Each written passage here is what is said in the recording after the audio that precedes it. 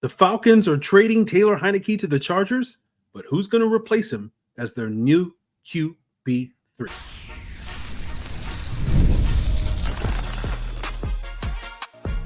You are Locked On Falcons, your daily Atlanta Falcons podcast. Part of the Locked On Podcast Network, your team every day. Welcome back, everyone, to another illustrious episode of the Locked On Falcons podcast, your daily Atlanta Falcons podcast, part of Locked On Sports Atlanta, your team every day. And guys, I am your humble host, Aaron Freeman, a.k.a. Mr. Drew, a.k.a. Sirius Black, a.k.a. the Jolly Green Giant, a.k.a. Mr. a.k.a. And of course, I've been covering the Falcons for so long, formerly at falcons.com, RIP, still going strong on this illustrious podcast. And I thank each and every one of you that is an everydayer of this pod that goes strong with me each and every day and makes it your first listen or first watch of the day. And to become an everydayer, all you got to do is subscribe or follow for free on YouTube or wherever you listen to podcasts. So this is a short episode. We're going to do a quick 10 to 15 minute breakdown of the breaking news that broke a couple of minutes ago as I'm recording this, and probably within an hour or two that you may be listening to this, which is the Atlanta Falcons traded Taylor Heinicke to the LA Chargers for a conditional 6th-round pick. The Athletic was the first to report it, Diana Rossini and our friend Josh Kindle over there. And we've been discussing this possibility since, the start of training camp. And certainly that's been something that we've discussed numerous times on the podcast in recent days and weeks as we get closer to these final cuts that occurred earlier this week on Tuesday. And I think we talked about the possibility of Heinicke being on the podcast again. We do so many episodes, guys, your team every day, that it blends together on some of the things. Like, did I talk about this on the pod or did I talk about this with somebody else? But I'm pretty sure I talked about this on the pod. But we talked about how the Chargers were a team that was considered to be in the market for a backup quarterback like Taylor Heinicke. And I speculated, I don't think Heinicke to the Chargers. We were pushing the Heinicke to Rams on this pod, but I didn't think the Heinicke to the Chargers, would be likely, given that you have Greg Roman as the offensive coordinator there.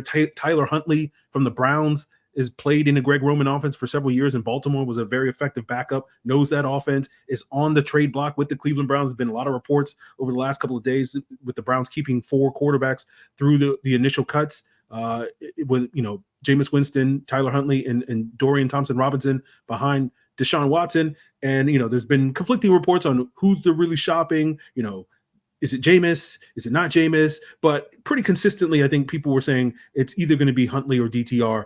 And so I just assumed, hey, the Chargers get Tyler Huntley, Pro Bowl. He's been a Pro Bowler in that Greg Roman offense. Makes a ton of sense. Obviously, Locked On Browns is going to have a little bit more insight into what's going on in Cleveland. But, we thought about how this was going to be an evolving story with the Falcons. And I think I mentioned it on the podcast with Corey Woodruff earlier this week. Again, I edited out a chunk of that podcast, but sort of likened it to the Deion Jones situation from 2 years ago, where back in like the end of May or beginning of June in 2022, basically I said Deion Jones has basically played his last snap as an Atlanta Falcon, which I guess technically wasn't true if you count the preseason, because he did play one game in the preseason. But, I had good word that the Falcons were going to move on from Deion Jones at their earliest convenience. Initially, we thought that would be a post-June 1 cut. And then later in the summer, it was like, okay, maybe they're going to trade him. And eventually that trade did go down in October. And it felt the same with Taylor Heinicke. Right? That was the conclusion I had talking with Corey the other day, Corey Woodruff, that is. And, it just felt like, they're going to keep him as their QB3. And then at some point, if some team calls between now and the start of the week 9 trade deadline, they'll deal him, if they get a decent offer. And I think they did get a decent offer from the Chargers. We mentioned in the past in those episodes what we expected the trade offer market to be for Taylor Heinicke, be a conditional late round pick, probably a 6th, more likely a 7th, right? Maybe a 5th if a team got really desperate at that point in time. And so I think the fact that the Falcons were able to get a 6th rather than just settling for a 7th, it's good on you, Terry Fontenot. And again, with the Chargers wanting to upgrade over Easton Stick, having a little bit more desperation to make that offer in that regard. And so good on the Falcons for getting a conditional 6th-round pick. That condition is presumably if Taylor Heinicke is on the roster for a specified period of time. And the Falcons will get that 6th-round pick. Again, whether that's 8 games or the entire season, we'll have to sort of see. But good on the Falcons, good on the Chargers as well. I think, getting a competent backup behind Justin Herbert, better than Easton Stick, who was, comfortable in the old Chargers offense, but did not look so comfortable in the new Chargers offense under Greg Roman. And, the good thing about Taylor Heinicke is he's not really, you need him to learn the offense, right? Because Taylor Heinicke's not going to run the offense, even if he does learn the offense, because his play style is based entirely off of feel, right? He's just going to do what he's going to do. He's not going to go through progressions or nothing like that. And again, that is part of the reason why you've heard me over the last year not be the world's biggest fan of Taylor Heinicke. And again, I know, I was very early on that bandwagon, and the rest of you guys joined it, a year later this summer when I was sitting here pushing back in October and November, Taylor Heinicke's not the answer. And you guys were like, no, he's going to save our season. And it's like, no, we're here. But again, I'm not going to be petty about that. But it is one of those things where with Taylor Heinicke, your mileage may vary when it comes to whether or not you like a quarterback that just basically operates purely off of field, is not going to run the offense, not going to be progressions. And again, we'll see if Jim Harbaugh and Greg Roman's mileage is up to speed when it comes to Taylor Heinicke, if he should get on the field. It sounds like Justin Herbert is on track. But again, check out Locked On Chargers. They have more insight into that if you want to find that out. But, I know some people are rejoicing. Taylor Heinicke is no longer a Falcon, and what does that mean, though, for the Falcons? Because we know NFL teams like to carry 3 quarterbacks. And so we will wrap up today's, breaking news pod, talking about, who the Falcons are going to add to potentially replace Taylor Heinicke as we continue today's Locked On Falcons. So, guys, when you get back into the stadium at Mercedes-Benz Stadium for week 1, you won't be seeing Taylor Heinicke, but the best way to get into the stadium in order to celebrate or mourn the absence of Taylor Heinicke is with Gametime, who's taking the guesswork out of buying tickets. Gametime does so because you don't have to worry about hidden fees at checkout. What you see is what you get with their panoramic seat views, so that you can line up that perfect spot to check out whoever that third quarterback, or if you just want to, ogle Michael Penix's do-rag on the sideline, you can do that. Whether you're into football, baseball, other sports, comedy, music, theater, whatever event is near you, Gametime is going to take the guesswork out of buying tickets. And all you got to do to take that guesswork out is download the Gametime app, create an account, use the code LOCKEDONNFL. You'll get $20 off your first purchase. Terms apply. Again, create an account and redeem code LOCKEDONNFL. That's LOCKEDONNFL for $20 off. Download Gametime today. What time is it? Gametime. So when we talk about who the Falcons would potentially sign to replace Taylor Heinicke, the easy answer, the obvious answer would just bring back John Paddock, the guy who the Falcons cut the other day on Sunday, who was the team's 4th quarterback for most of the summer, outside of that 1 week when it was Nathan Rourke. Maybe they could bring back Nathan Rourke, And what's funny about this is I was doing research earlier today, obviously hours before this news broke, just looking at, what's going to be the plan in 2025 at quarterback. Like, who could the Falcons bring in 2025 at quarterback? Since, Heinicke was going to be a free agent, even if he made it through this season, very unlikely that the Falcons would re-sign him. And so I just decided to do a little digging on some, quarterbacks that played either directly under Sean McVay or a direct McVay disciple, like a Zach Taylor, like a Kevin O'Connell, and others that were on those Rams staffs over the past 7 years, and see who was going to be available in free agency this offseason. And that list, from that research, includes Brandon Allen with the 49ers, who played for the Rams in 17 and 18 and also played for Zach Taylor in Cincinnati. Carson Wentz, who's now with the Chiefs, who played with the Rams last year. Jimmy Garoppolo, who's now with the Rams.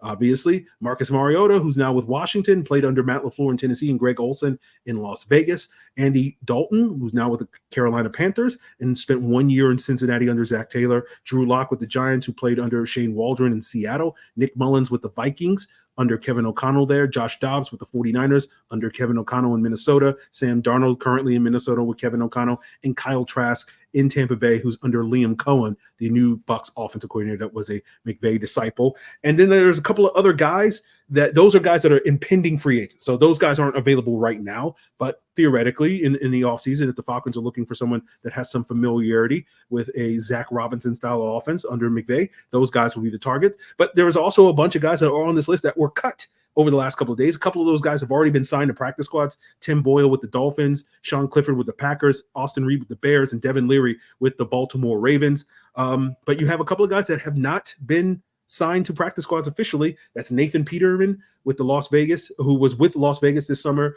John Wolford, who was cut by the Bucks, and Dresser Wynn, who was cut by the Rams. And so Wolford, of this group of guys that are currently available, he's the one that I would guess, again, this is just a guess, that the Falcons would potentially bring in to be that third quarterback to run the scout team, because that's basically what Wolford did for the majority of the 4 years he played under the Rams, overlapping with Zach Robinson from 2019 to 2022. A couple of those years towards the end, he was the number 2 quarterback behind Matt Stafford. But, earlier on, especially in 2019 and 2020, when Jared Goff was there, he was often that sort of scout team quarterback behind Blake Bortles, of all people.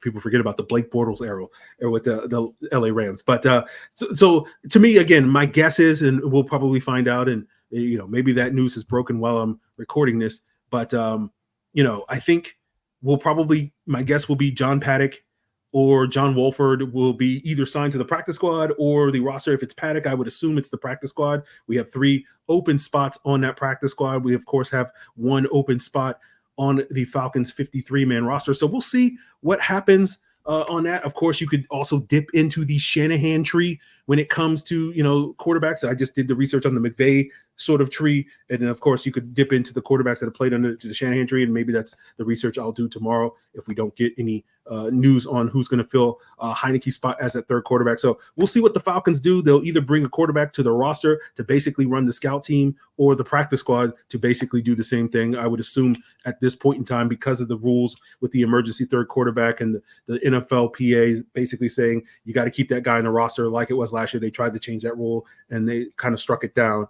From what I understand, that will probably more likely to be on the roster. And so we'll see who the Falcons bring in. Is it John Wolford? Is it Nathan Rourke? Is it John Paddock? Or is it someone completely new? Obviously, we'll have you covered here on Locked On Falcons on who's going to be the new third string quarterback. We love talking about third string positions here on this illustrious podcast, but make sure you continue to make us your first listen. All you got to do is subscribe or follow for free on YouTube or wherever you listen to podcasts. And of course, check out Locked On Sports Atlanta.